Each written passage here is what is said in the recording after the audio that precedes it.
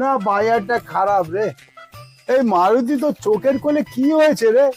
কালো দাগ। বর কি মদ খেয়ে এসে পিটেছে? না, মারবে কেন?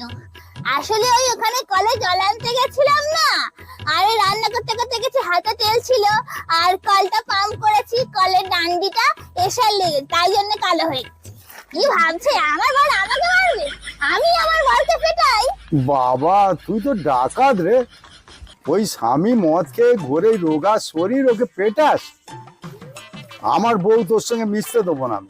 তুই আমার বউকেও শেখাবি আমার মারার জন্য। তাহলে তো আমি বলবো তুমি অনেক দেরি করে দিয়েছো। তোমার বউকে আমার অনেকদিন আগে থেকেই শেখানো হয়ে গেছে।